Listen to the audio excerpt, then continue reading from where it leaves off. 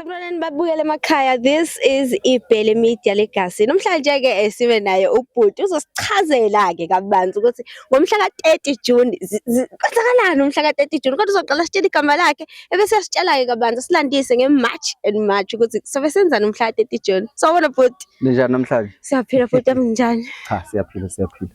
No bafethu kufishane akukuningi kodwa ke manje ngiqale lapho ngizocela nje uqale ngibonge kumfowethu umfoka Ndabandaba ukuthi ukwazile ukusikhumbuza sonke sizinsizwa ukuthi sisezinsizwa futhi lapha kulelizwe lakithi singabaphathi bemizi, singabaphathi futhi bezwe ngendlela yokuthi ke ngoba sizinsizwa nje isona sikhundla ahlalethi ke isikhundla sethu ke sinaso leso. Alright ke fast forward ngifuna ukuthi ke mina mhla ka-30 simentweni eyodwa ethi abahambe.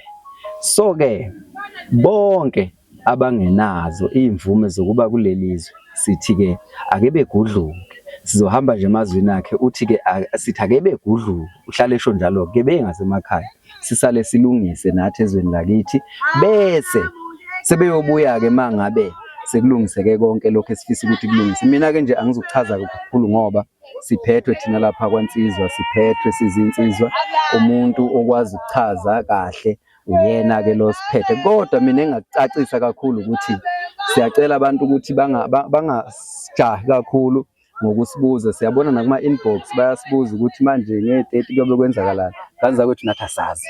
Awuseniyobona ngazi njengoba siphethwe silinda kuqala imandate ukuthi kwenzakalani. Makuthiwa nge-30 siyalala sivuke, siyolala singavuki. Makuthiwa vukani nigqume sovuka sigqume ngoba kwaNsizwa kunjalo. KwaNsizwa uyatshela ukuthi ayenza lokho wenze khona, awubuzi ukuthi ngoba yini. Ngisacela uningicacisela la makuthiwa abahambe sithi abahambe bonke ngisho laba abanamaphepha ngoba sithi akuhambe. Angithi ke umehluko sekutheni uma unawo amaphepha akugunyaza ukuthi yenzani kulelizwe, yabona? Ngoba ungaba nalo iphepha kanti alikugunyaza ukuthi iba nesiphaza shop bese sithi ke ungahambi ke wena sala sithi yenzani, sala uqhubeka urun isiphaza shop ekubeni thina sibe sithi iphaza shop zonke aziranwe abantu bakulelizwe. Sithi ke thina uma usuka ezweni lakho uya kwelinye izwe awukwazi ukufika kulelozwe ufike wenze into abakwazi ukuyenza bakhona, yabona?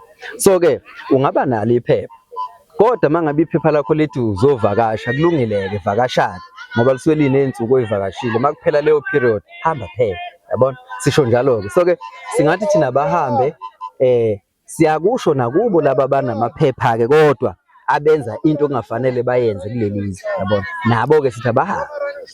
Abangenawo ke vela ixoxisile abahambe. Sesingabuka kulabo kodwa abanawo ukuthi banawo nje abavumela ukuthi benzeni, yabona? Abavumela ukuthi abenzeni. Uma ngabe ekuvumela yenza lokho ku right ungakwenza. Kodwa mali ngakuvumela iphepha lakho ukuthi yenza lokho hamba phela. Injalo indaba. Hayi sicaceliselekile kakhulu, siyabonga kakhulu bhuti. Siyabonga kakhulu. Sale ngichaza nganza kwethu ngasekugcineni cha. Insizwa nje lapho uLundi muthanda kungathi ngwakamasondo lapha enkonjeni eKhakoba. Nyambozi. Phinde futhi ke njengamanje ngigcile ngapha ke ekhako mama ke kwaMdlalosi. Ingakho ke abaningi bazongazi ngomasondo, abanye bangazi ngomdlalosi. Igama ke ngidume ngalo kakhulu Zonda Maxoki.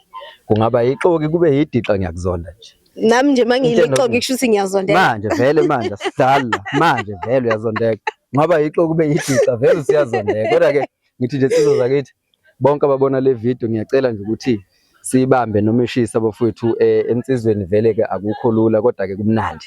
Akulula kwaNsizwa kodwa kumnandi. Lokho nje ngingakusho. Ngiyathemba ukuthi ke bawuzwile umyalezo wakho. Siyabonga kakhulu Nyambozi. Asibonge.